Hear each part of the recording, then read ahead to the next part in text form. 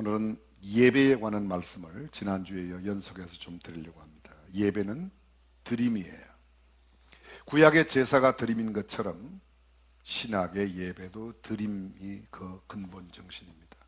구약의 제사는 정성을 드리고 양을 드리고 염소를 드리고 소를 드리고 마음을 드리고 시간을 드리고 재물을 드립니다. 신약의 예배는 찬송을 드리고 기도를 드리고 우리의 마음과 정성 뜻을 드리고 그리고 헌금을 드립니다. 이 성경 속에 드린다는 단어가 무려 한 900번 이상 1000번 가까이 등장합니다. 근데 예배를 드리다 제사를 드리다 이런 표현으로만 무려 462번이나 나타납니다. 제사를 드린다 이런 표현만 133번이 등장하고 예배 경배 드림이라는 단어도 무려 114번이나 나옵니다. 기도를 드린다 151번 나옵니다.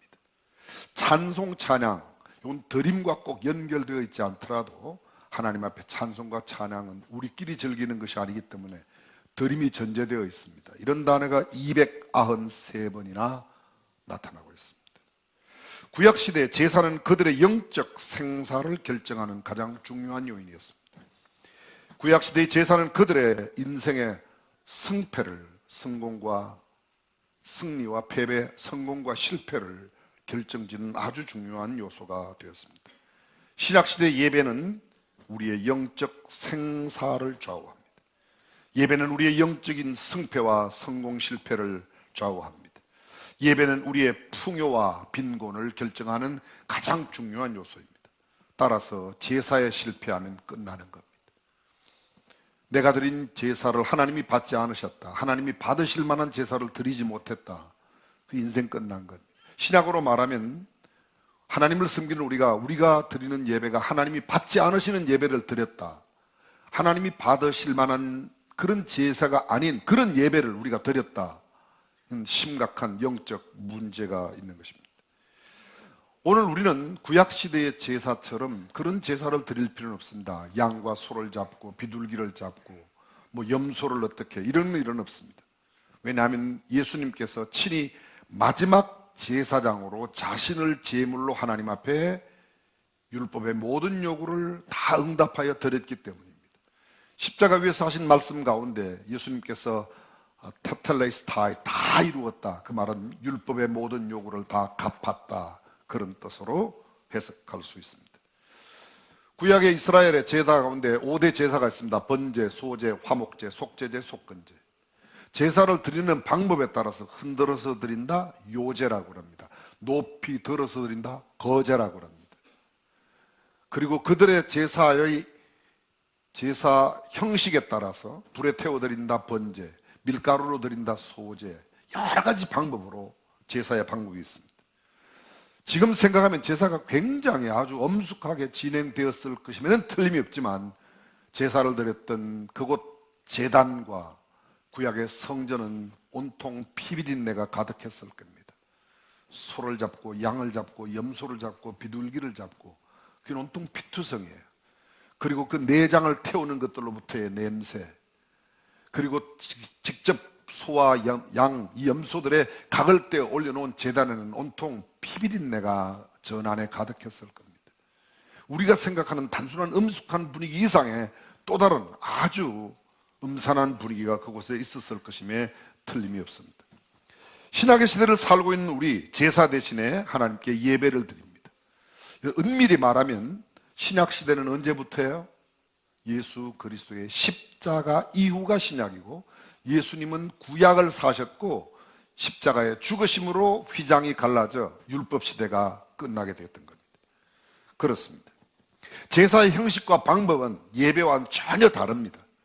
예배는 그냥 몸만 가지고 우리의 마음과 가지고 와서 예배를 드릴 수 있지만 구약의 제사는 반드시 소나 염소나 양, 비둘기, 제물이 필요했습니다. 곡식단을 가지고 와야만 했습니다. 그러면서 우리는 얼마나 지금 은혜스러운 이 은혜의 시대에 살고 있는지 모릅니다. 형식과 방법은 다르지만 정신은 동일합니다. 제사의 정신이나 예배의 정신, 하나님 앞에 드린다는 의미에서의 그 드림의 근본 정신은 조금도 차이가 없습니다. 오늘날 예배의 실패는 구약시대의 제사의 실패입니다. 다르게 말하면 제사에 실패하면 구약의 모든 삶이 끝나는 것처럼 오늘날 예배에 실패하는 사람은 영적으로 모든 것을 다 잃어버린 것과 마찬가지입니다. 오늘 우리의 예배는 어떠한 예배를 드리고 있습니까? 하나님께서 받지 않으시는 예배, 감동과 감격이 없는 예배, 마지못해 드리는 예배, 억지로 드리는 예배, 안 드리면 마음이 찜찜하니까 때워서 드리는 예배, 마음과 정성이 빠진 형식적인 예배, 감사와 기쁨이 사라진 예배, 더 이상 축복과 은혜가 넘치는 감격스러운 예배가 아닌 부담과 번거로움, 불평과 원망과 문제가 되는 예배 아닌 예배, 이런 것들로 우리의 예배가 어쩌면 진행되고 있는지도 모르겠습니다. 오늘 이 예배에 대한 말씀은 말라기가 전하고 있습니다. 여러분, 말라기 1장 1절은 이렇게 되어 있습니다. 여호와께서 말라기로 이스라엘에게 말씀하신 경고라. 경고입니다. 말라기는 구약의 마지막 선지자, 우리가 너무도 잘 알고 있습니다. 근데 그 시대가 어느 때입니까? 에스라와 느헤미야 시대와 연결된 바로 그 시대와 그 직후 시대입니다. 제가 역사 이야기를 조금만 하겠습니다.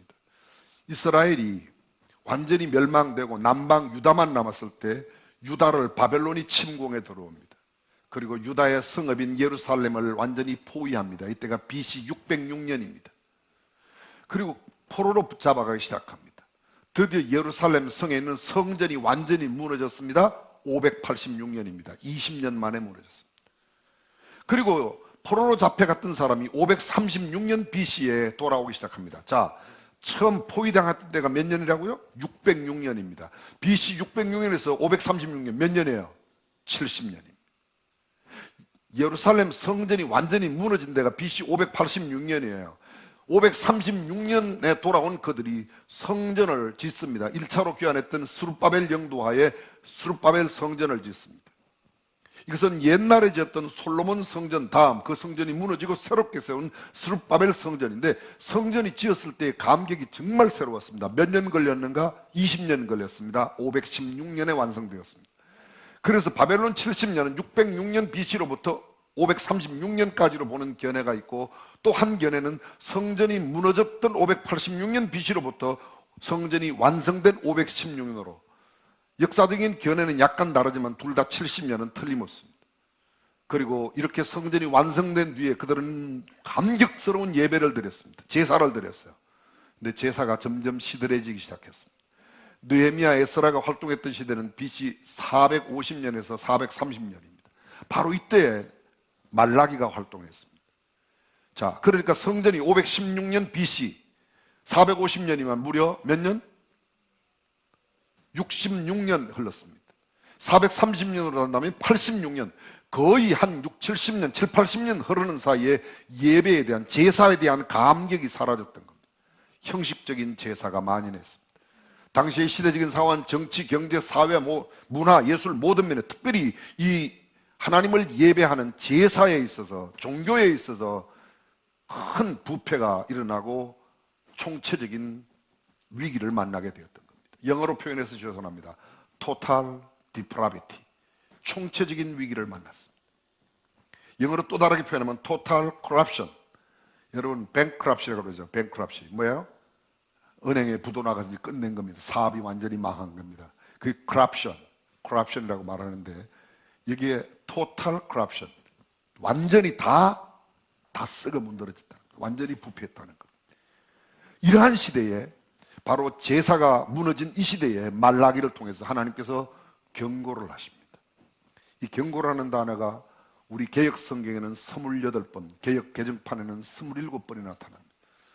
근데 모두가 다 하나님께서 이스라엘 민족에게, 때로는 모압에게, 때로는 어떤 왕에게, 때로는 아모스의 아들 이사야, 바벨론, 여러 나라에 대해서, 아니면 하나님의 선지자들에 대해서 경고의 메시지를 줍니다. 이 경고라는 말 자체가 굉장히, 영어로 표현하면 burden인데 짐이에요. 무거운 짐이에요. 말라기에게 하나님이 주신 메시지가 말라기의 짐이 되었습니다. 근데 이게 말라기에만 짐이 아니라 모든 유다 백성들에게, 모든 하나님의 백성들에게 짐이 되었던 겁니다. 그 짐의 내용이 바로 오늘 본문에 나오는 예배의 실패에 대한 하나님의 경고의 메시지입니다. 한번 보겠습니다. 6절 본문을 다시 보겠습니다. 내 이름을 멸시하는 제사장들아. 제사장, 단순한 백성을 말하지 않고 제사장, 요새 말로 하면 뭐죠? 내 이름을 멸시하는 목사들아, 그런 말이에요. 신학자들아, 그런 말이죠. 나 만군의 여호와가 너희에게 이르기를, 7절, 너희가 더러운 떡을 나의 단에 드리고도 말하기를, 더러운 떡을 나의 단에 드리고도 말하기를, 우리가 어떻게 주를 더럽게 하였나이까. 더러운 떡을 드리고도 더러운 떡을 드렸다는 것을 깨닫지 못합니다. 영적인 무감각의 영적 지도력들입니다. 8절, 만군의 여호와가 이르노라, 너희가 눈먼 희생으로 드리는 것이 어찌 악하지 아니하며 저는 것 병든 것으로 드리는 것이 어찌 악하지 아니하냐. 이제 그것을 너희 총독에게 드려보라. 총독이 누구죠? 유다 백성들을 다스리는 사람들이에요. 요새로 말하면, 굳이 꼭 말한다면 뭐 대통령, 뭐 도지사, 이런 사람들이에요. 그들에게 드려봐. 너희들이 하나님 앞에 눈먼 것 저는 걸 드리는데 그거를 갖다가 대통령께 드려봐. 받겠어? 안 받을 거 아니야. 대통령도 안 받는 것을 대통령들 위에 대통령이신 하나님, 왕 중 왕, the king of kings, 모든 왕 중에 왕이신 그분께 드린다고? 그게 말이 되냐? 받는다는 거예요? 안 받는다는 거예요? 안 받는다는 거예요. 그러고도 예배를 드렸다고? 말도 안 됩니다. 9절, 너희가 이같이 행하였으니 내가 너희 중에 하나인들 받겠느냐? 하나인들 받겠냐? 하나도 안 받아. Nothing. 아무것도 나에게 의미가 없어. Nothing to me. 나는 아무것도 아니야. 10절입니다. 만군의 여호와가 이르노라, 너희가 내 단 위에 헛되이 불살하지 못하게 하기 위하여 너희 중에 성전 문을 닫을 자가 있었으면 좋겠도다. 요새 말로 좀 바꿔보겠습니다. 차라리 예배당 문 앞에 사람들이 예배 드리지 못하도록 막아줬으면 좋겠어. 너희는 예배를 드리면서 나에게 죄를 짓고 내 마음을 너무 속상하게 만들고 있다, 이런 이야기입니다. 내가 너희를 기뻐하지 아니하며 너희 손으로 드리는 것을 받지도 아니할 거야. 계속됩니다. 12절, 너희는 말하기를 여호와의 상은 더러웠고 그 위에 있는 실과 곧 식물은 경멸히 여길 것이라 하여 내 이름을 더럽히는도다. 아까 뭐라고 그랬죠? 내 이름을 멸시하는 목사들아. 여기 보세요. 내 이름을 경멸히 여기는 너희들아. 너희들이 뭘 가져와도 나는 하나도 안 받아. 13절, 만군의 여호와가 이르노라, 너희가 또 말하기를 이 일이 얼마나 번패스러운고 하며 코웃음하고 토색한 물건과 저는 것 병든 것을 가져왔느니라. 너희가 이 같은 헌물을 가져오니 내가 그것을 너희 손에서 받겠느냐? 좀 쉽게 표현해 볼까요? 이게 얼마나 번패스러워. 주일날 예배, 주일마다 꼭 예배를 드려야 되냐? 저녁엔 또 왜 나오라? 예담 삶은 뭐야? 이 수요일날 기도회는 뭐고 금요일은 뭐야? 새벽 기도까지. 야, 이렇네. 요새 말로 좀 바꾸면 그런 겁니다. 왜 이렇게 번패스러워? 왜 이렇게 번거롭고 짜증나지? 왜 이렇게 우리를 못 살게 굴지? 왜 이렇게 귀찮게 굴지? 아이고, 예배가 많아서 이제 못 살겠다, 딴 교회로 옮겨야지. 그런 것들입니다. 그런 것들. 너희가 그렇게 코웃음을 치고 토색한 물건, 내 힘으로 남의 것을 우려내서 후려내는 겁니다. 빼뜨려온 것, 저는 그 병든 것을 가져왔다. 너희가 이 같은 헌물을 드리고도 이 같은 헌물을 가져오니, 이걸 내가 가져왔는데 내가 하나라도 받겠느냐? 하나님이 어떻다고요? 요새 말로 좀 쉽게 말해서, 너희가 봉투를 아무리 두껍게 가져와도 나하고는 상관도 없어. 안 가져오는 게 차라리 그냥 예배당 문을 막았었으면 좋겠다는 거예요. 14절, 때 가운데 수컷이 있거늘 그 서원하는 일에 흠 있는 것으로 사기하여 내게 드리는 자는 저주를 받으리니 나는 큰 임금이요 내 이름은 열방 중에 두려워하는 것이 됨이니라. 만군의 여호와의 말이니라. 너희가 나한테 사기를 친다고? 야, 잡으면 그만인데 무슨 꼭 수컷을 잡아야 돼? 3년 된 암소를 드리라, 1년 된 수양을 드리라. 야, 하나님이 무슨 며칠 모자란다고 이거 되겠어? 그냥 대충 잡아드리면 되지. 뭐 암놈 순놈이 뭐냐? 야, 하나님한테 뭐 그렇게 중요하냐? 그냥 드려 이렇게 드렸다는 거예요. 죄송합니다. 저처럼 이렇게 쉽게 설명하는 목사가 안 많아요. 안 많아요. 그런 뜻이에요. 2장 2절 보겠습니다. 만군의 여호와가 이르노라, 너희가 만일 듣지 아니하며 마음에 두지 아니하면 내 이름을 영화롭게 하지 아니하면 내가 너희에게 저주를 내려 너희의 복을 저주하리라. 아니, 내가 이미 저주하였나니 이는 너희가 그것을 마음에 두지 아니하였습니다. 내가 그렇게 경고하고 경고해도 내 마음에 안 두고, 너희의 마음에 내 말을 안 두고 너희 멋대로 드려? 너희 마음대로 한다고? 뭐 한 달 모자란다고 뭐 어떻겠냐, 이거 뭐 암놈 순놈 이거 꼭 가려야 되네, 잡으면 그만이지. 그딴 소리 하지 말라는 겁니다. 하나님 앞에 예를 지키라는 거예요. 22장 3절 보라, 내가 너희 종자를, 종자 딸을 종 사람자, 너희 따르는 사람들을 견책, 꾸짖을 꾸짖을책, 내가 너희의 따르는 사람들을 꾸짖을 것이요 똥 곧 너희 절기에 희생의 똥을 너희 얼굴에 바를 것이라 너희가 그것과 함께 제하여 버림을 당하리라. 제물을, 희생 제물을 드리면, 제물을 잡으면 그 제물 안에서 내장 안에 있는 그런 배설물들이 있죠. 그 배설물이 나왔는데 그거를 내가 너희의 어디에 바르겠다고요? 너희 얼굴에. 정말 읽기에도 민망한, 내가 너희 얼굴에 똥을 발라줄 거야. 그리고 그 똥을 버리듯이 너희를 버릴 거야. 얼마나 끔찍한 경고의 메시지인지 모릅니다. 저는 여러분, 지금 우리가 드리고 있는 예배의 잘못을 지적한다, 여기에 그친다면 이 말씀이 무슨 의미가 있겠습니까? 그렇다면 하나님이 받으시는 예배는 어떤 예배인가요? 하나님께 드려야 할 예배는 어떤 예배인가? 하나님이 받으실 만한 예배는 어떤 예배인가? 하나님께서 받으시기에 합당한 예배는 어떻게 드리는 것인가? 이 말라기를 푸는 가장 중요한 키워드가 히브리어로 마예요. 마. 한번 해볼까요? 마. 그게 어떻게라는 거예요. 1절부터 5절까지도 하나님 우리를 사랑한다고, 어떻게 사랑하냐? 어떻게 사랑하냐? 제사를 드리는데 나를 경멸했다. 어떻게 우리가 경멸했습니까? 어떻게 멸시했습니까? 도대체 어떻게 드리는 게 맞습니까? 어떻게 드리는 게 맞습니까?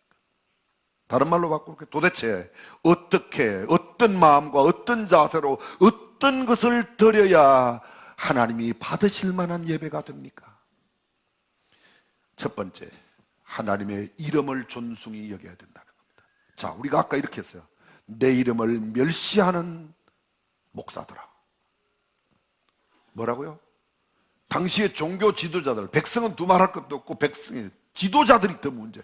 지도자들이 내 이름을 멸시한다. 하나님은 하나님 자신의 이름을 멸시하는 자들의 제사 예배를 받지 않으신다는 거예요.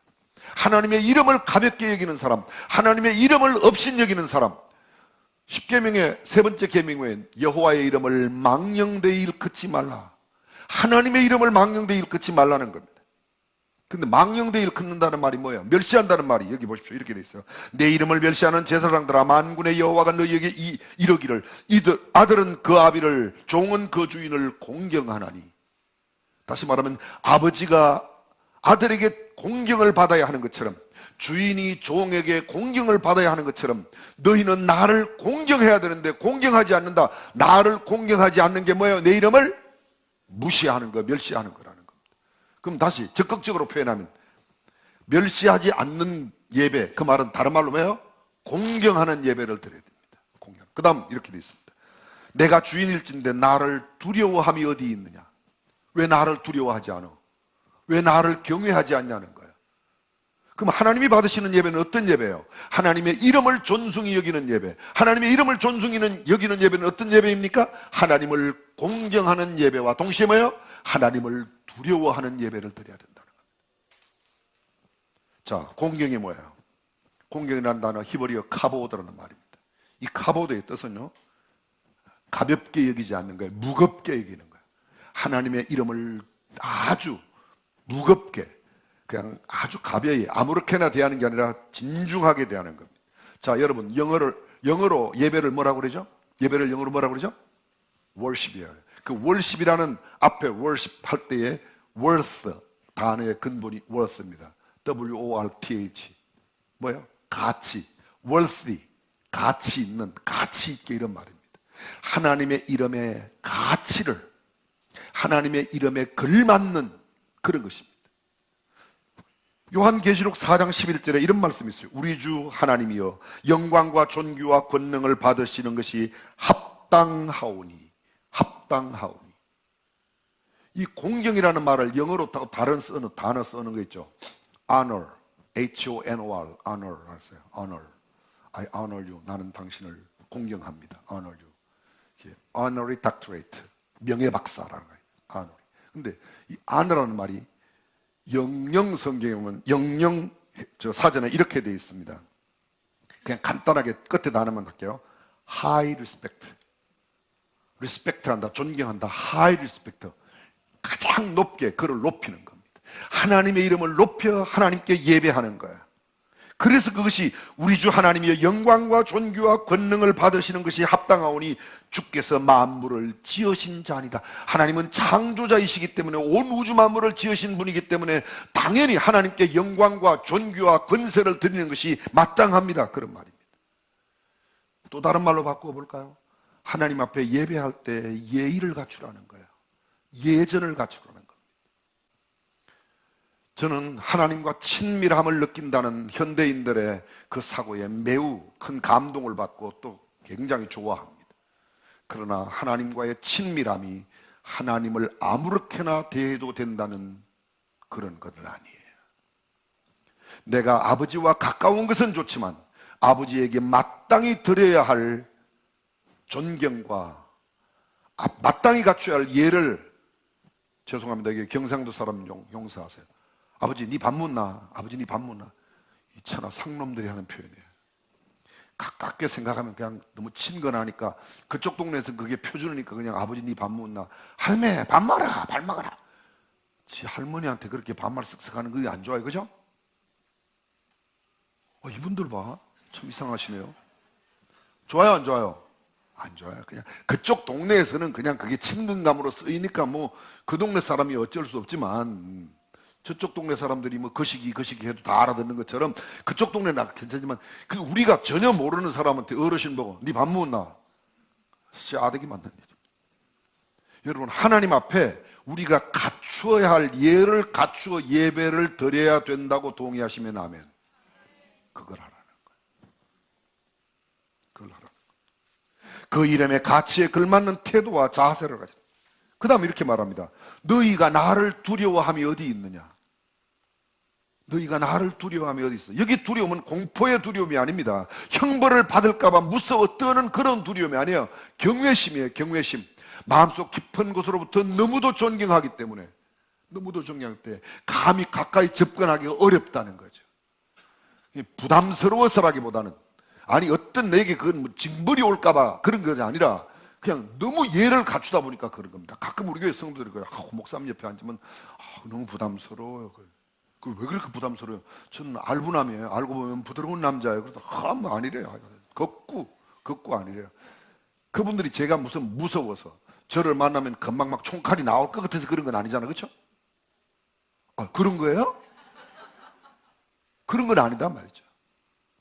하나님을 대할 때 그렇게 대하라는 거예요. 하나님을 대할 때 총칼이 무서워서가 아니라 하나님을 경외함으로, 거룩한 두려움으로, 벌벌 떠놓은 무서운 그런 분, 형벌에 처할까봐 무서워하는 그런 두려움이 아니라 하나님을 지극히 존경하는 마음으로, 그런 뜻입니다. 고린도후서 7장 1절에 그런즉 사랑하는 자들아, 이 약속을 가진 우리가 하나님을 두려워하는 가운데서 거룩함을 온전히 이루어 육과 영의 온갖 더러운 것에서 자신을 깨끗하게 하자. 좀 쉬운 말로 말하겠습니다. 애인이 있어요. 너무너무 사랑해요. 그럼 애인을 대하는 마음이 내가 좋은 것으로 대하고, 애인에게는 깨끗한, 아주 깍듯한 예를 갖추고 대하고 싶어요? 아무렇게나 대하고 싶어요? 여러분들은 지금 아무렇게나 대해도 괜찮다는 듯이 지금 표정을 하고 계신데 그게 아니지 않습니까? 내가 더 사랑하기 때문에 더 고귀한 것, 더 귀한 것, 더 사랑스럽게, 그렇습니다. 바로 그것입니다. 이 공경과 두려움, 그것이 여호와 이름을 존중히 여기는 것입니다. 어떤 분이 전에 우리 교회 나오셨던 분인데, 이분이 평생 경찰관으로 계시다가 은퇴하시고 난 뒤에 퇴직하시고 한참 있다가 예수를 믿게 되었어요. 이분이, 제가 이제 성경 공부를 했었는데 그때 우리 중학교에 제가 부목사였어요. 근데 그분이 토요일에 가면요, 꼭 이분은 토요일날 목욕을 가요. 왜 가냐고 여쭤봤어요. 그랬더니 내일 주일이라서 오늘 소위 목욕 제기하고 내일 가서 예배한다는 거예요. 무슨 목욕을 해서 때를 미는 것, 뭐 그것도 전혀 의미 없는 일은 아니지만 그것보다 더 중요한 것은 내가 적어도 정한 마음의 자세를 가지고 임한다는 거죠. 그렇지 않습니까? 저희 집에는요, 예전에 이렇게 하얀 백이 있었어요. 벽에 늘 걸려있어요.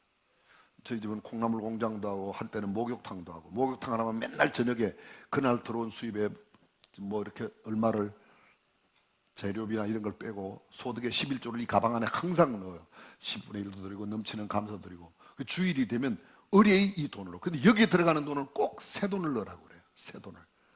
예전에 우리 어르신들이 예수 믿을 때, 저희가 어릴 때 보면요, 이렇게 새 돈이 생기면 아이고 그건 헌금할 돈이다 그러잖아요. 그죠? 아무렇게나 그냥 구겨진 거 아무렇게나 드려? 빳빳한 새 돈이 없으면 뭐라고 그래요? 물에 적셔갖고 다리미로 데려갖고 드려요.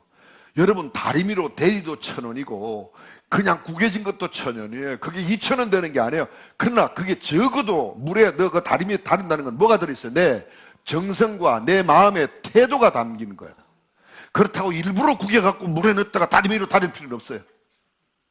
무슨 뜻인가 우리가 너무도 잘 알 겁니다. 하나님이 받으시기에 합당한 성별하여 드리는 깨끗한 것으로 드리는 그것이 우리에게 있어야 될 줄로 믿습니다. 바로 그것입니다. 그렇습니다. 경외라는 단어.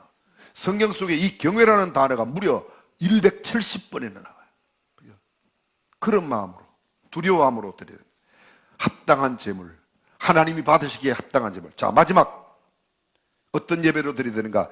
하나님께서 받으실 만한 예배는 두 가지가 있습니다. 나의 인격, 나의 삶과 예물이 필요해요.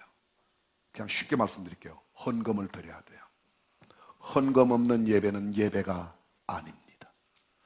기도회로 모여서 기도하는 것은 달라요. 적어도 주일 예배를 드린다. 준비된 예물을 성별하여 드려야 돼요. 제가 지금 얼마를 드리라고 말하는 게 아닙니다. 몇 백만 원을 드리라, 몇 천만 원을 드리라, 무슨 몇 억을 드리라 그렇게 말하는 게 아니에요.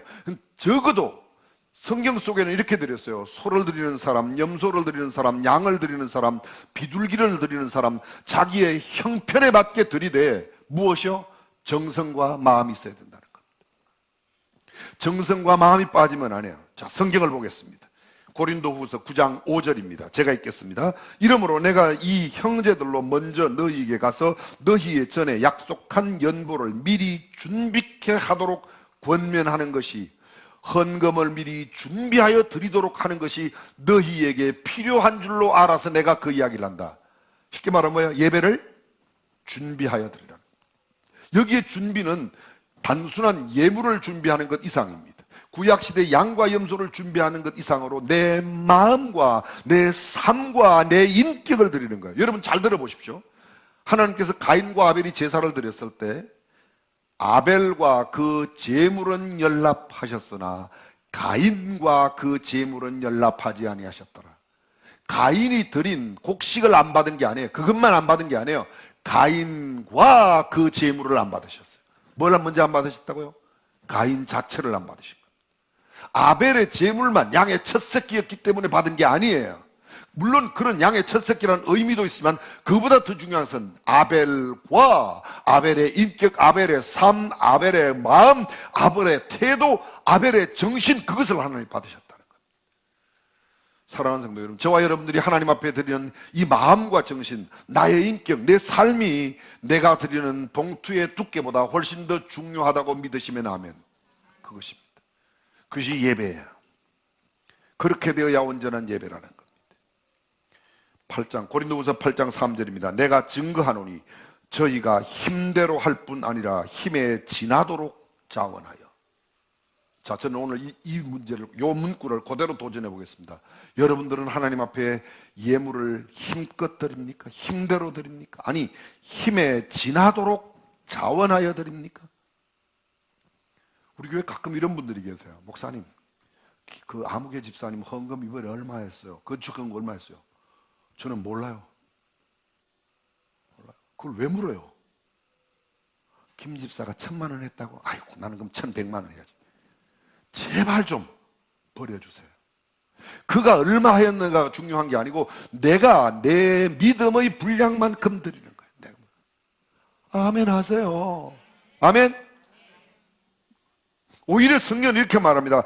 저희가 힘대로 할 뿐 아니라 힘에 지나도록 내가 드리는 내 헌금이 내 힘에 맞게 드리냐, 때로는 내 힘에 지나도록 드리냐, 하나님 그걸 보신다는 거예요. 그리고 자원하여 드리느냐 아니면 억지로 드리냐, 눈치 보고 드리냐, 김 집사 100만 원 나는 200만 원, 그게 아니라는 거죠. 8장 5절입니다. 우리의 바라던 것뿐 아니라 저희가 먼저 자신을 주께 드리고, 뭐야? 우리가 바라는 너희의 예물보다도 너희가 먼저 자신을 주께 드리고, 아까 아벨에 이야기했습니다. 여러분, 이 제사의 예법이나 제사의 드림의 내용이 그 형식에 갖추어 얼마나 중요한지 몰라요. 잘 아실 겁니다. 사울이 사무엘을 기다리지 못하고 자기가 제사를 드렸어요. 그리고 하나님이 저주를 받았어요. 엘리의 두 아들 홈니와 비느하스가 하나님 앞에 드려야 하는 성별한 불, 구별된 불이 아니라 아무 불이나, 불은 다 똑같지 뭐, 그리고 갖다 그냥 불로 제물을 태워드렸습니다. 근데 드리고 어떻게 됐어요? 홈니와 비느하스는 그 나라의 전쟁에서 죽었습니다. 예배를 드린, 제사를 드린 그날 아니고 같은 날 전쟁에 블레셋 침공 들어왔을 때 다 죽었던 겁니다. 여러분, 아나니아와 삽비라 밭을 팔아 바치고 죽었어요. 안 바치고 죽은 것보다 바치고 바친 거는 더 억울해요, 그죠? 그래서 이거 말도 안 되지, 말도 안 되지만 어쨌든 말이 되는 말이에요. 안 되지만 되는 말이 이게 이 말입니다. 죽는다는 그 자체가 좋은 게 아니죠. 근데 바치고도 죽었어요. 요새 말로 바꾸겠습니다. 예배를 드리고도 야단만 맞는 거. 8절 고린도후서 8장 8절 내가 명령으로 하는 말이 아니요 오직 다른 이들의 간절함을 가지고 너희의 사랑의 진실함을 증명코자 합니다. 너희의 사랑의 진실함을 증명한다. 이게 무슨 말이죠? 우리가 사랑하는 이에게 좋은 것들이죠. 좋은 것 선물로 주죠. 쓰다 남는 거 드려요? 찌끄레기 모아 드려요? 아니었습니까? 귀한 것들이죠. 그러면 하나님을 사랑한다고 말하면서 하나님 사랑해요. 하나님 사랑합니다. I love you, God. I love you, God, so much. 막 그렇게. 그리고 맨날 집값 쓸 거 다 쓰고 남은 거 동전 남았으면 갖다 놓고, 집에도 이렇게 감사저금통 있으면 동전만 갖다 모으면 남으면 그다 드리는 거예요. 그거 아니고 먼저 성별하여 드리는 거예요. 아멘. 그것이 있어. 너희가 사랑한다고? 좀 쉽게 또 여쭤볼게요. 너희가 이게 사랑하는 만큼 드리는 거야? 너희가 이것이 사랑의 증거야? 이게 사랑의 표야? 네 사랑은 이만큼이야? 네 사랑의 표현은 이거야? 이게 정말 네 사랑이야? 이렇게 묻는 겁니다. 우리가 물어봐야 돼요. 하나님 앞에 헌금을 드리며 예배를 드리며 물어봐야 돼요. 우리가 시간을 이렇게 드리면 정말 하나님을 사랑하는 편가? 하고 나 그 시간에 장에 갔다 와서 예배 드려? 그게 오히려 번패스럽게 여기는 책망받는 오늘 성경 속의 말라기 시절의 사람들의 예배가 아닌가요? 누가복음 21장에 보면 이런 말씀이 있습니다. 예수께서 눈을 들어 부자들이 연복에 헌금 넣는 것을 보시고, 아마 많이 넣었을 거예요. 또 어떤 가난한 과부의 2렙돈 넣는 것을 보시고, 렙돈은요 동전이에요. 구리로 만든 거야. Made by Cooper. 구리로 만든 거예요. 은으로 만든 건 은전이에요. 드라크마. 금으로 만든 건 금전이에요. 금전. 순금으로 만들었어요. 근데 이건 렙돈은요 쿠퍼, 소위 구리로 만든 동전이에요. 화폐 단위 가운데 제일 낮은 단위가 이게 쿠퍼로 만든 소위 동전입니다. 2렙돈입니다. 근데 부자들은 넣었어요. 어쩌면 부자들은 많이, 요새 말로 바꾸면 이 사람들은 수표를 바쳤는지 지폐를 바쳤는지 모르겠어요. 어쩌면 몇백만 원, 몇천만 원을 바치면 좋아요. 근데 이 가난한 과부는 렙돈 2개 넣었어요. 동전 2개 넣었어요. 그 다음 주님의 말씀을 보시죠. 여기 주님께서 보셨다는 표현은 굉장히 의지와 목적을 두고 보신 그런 표현이에요. 자, 가라사대, 예수께서 그것을 보시고 가라사대, 내가 참으로 너희에게 말하노니 이 가난한 과부가 모든 사람보다 많이 넣었도다. 저들은 그 풍족한 중에서 헌금을 넣었거니와 이 과부는 그 구차한 중에서 자기의 있는 바 생활비 전부를 넣었느니라. 전부를. 이게 정말 중요한 내용이죠. 1년에 연봉이 5억인 사람이 11조를 얼마 드려야 돼요? 11조 계산하는 거 잘 몰라요? 네. 5억 연봉에 그럼 얼마를 드려요? 5천만 원을 드려야 돼요. 연봉이 500만 원 사람은요? 연봉이 500만 원 없으니까 그러면 연봉이 5천만 원인 사람은 500만 원 드려요. 근데 이 사람은 500만 원을 드렸어요. 연봉 5억짜리가 얼마를 드려야 된다고요? 5천만 원을 드려야 되는데 4억 5천만 원, 4,500만 원을 드렸다고 생각해보세요. 이분보다 이분은 9배를 드렸어요. 근데 하나님은 이분 거는 온전하게 받으시고 이분 거는요 안 온전하게 받으신다는 거예요. 이해가 되셨죠? 우리가 이거 다 알고 있는 거예요. 근데 우리가 드리는 예물은 온전한 예물인가를 물어봐야 돼. 너희가 나를 사랑한다고 말하면서 그렇게 드려? 저는 때로 봅니다. 우리 교회 사역자들이 헌금 어떻게 했는가는 종종 살펴봐요. 한 1년에 한 번 또는 2년에 한 번 정도. 대부분의 성도들 건 제가 헌금을 잘 안 봐요.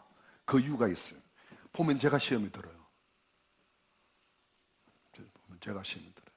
또 어떤 때는 내가 오해할 수도 있어요. 그분은 정말 그 어려운 형편이 있는지도 모르기 때문에 왜 저 사람은 잘 버는데 적게 드냐 이런 마음을 제가 가질 수 있어요. 이게 하나님 앞에 범죄할 수가 있어요. 어떤 면에서 성경적으로 잘 가르쳐야 된다는 그런 책임감도 있지만 목사로서 때로는 내가 오해할 수도 있다. 자, 여쭤보겠습니다. 성경에 있는 헌금을 성경대로 잘 가르치는 목사가 성경적인 목사예요? 성경에 있는 헌금을 성경대로 안 가르치는 목사가 성경적인 목사예요? 감사해요. 다 알아들으세요. 그런데 우리 목사님은 너무 좋대요. 왜냐면 우리 목사님은 우리 교회 이제 20년 되는데 헌금을 한 번도 설교하지 않는데요. 그 목사는 잘못된 목사예요. 저는 감히 안 성경적인 목사라고 이야기까지 할 수 있을 거예요. 성경에 있는 대로 가르쳐야 돼요. 하고 안 하고는 여러분들이에요. 하고 안 하고는 내 자신이 하나님 앞에서의 문제예요. 그러나 적어도 성경적인 헌금의 태도에 대해서 분명하게 해야 돼요. 저는 여기 학교에 우리 선생님들이 가운데, 여기는 예담학교는 대한민국의 교육 이념과 기독교 정신에 입각한 교육을 실시하는 학교가 우리 학교예요. 근데 여기에서 성경이 말하고 있는 기본적인 헌금 태도, 예배 태도를 갖고 있지 않고 여기서 가르친다? 나가라 그래요, 저는요. 선생님들은 다른 학교에 가세요. 그렇게 이야기할 수 있어요. 왜? 우리 학교의 근학 정신이 그러하고 우리 학교에 오는 선생님들이 그러하기 때문에. 성도들에게는요, 가라 소리를 안 해요. 그렇게 성경대로 하세요. 이렇게 말해요. 성경대로 하세요. 이렇게 말해요. 그러나 학교에서는 적어도 가르치려면 네가 하고 다시 하고 이걸 해라. 당신 이걸 하십시오. 그리고 해야 됩니다. 사랑하는 성도 여러분, 우리가 성경적인 드림의 예배를 드려 예배의 성공자 되시기를 주님의 이름으로 축원합니다. 기도하겠습니다.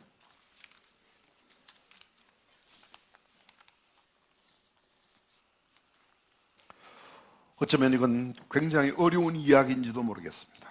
그러나 이것은 참으로 중요한 일입니다.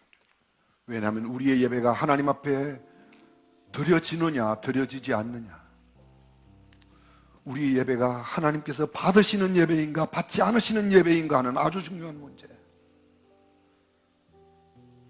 어쩌면 이 순간 그래 맞아요 하나님, 저는 그러했습니다.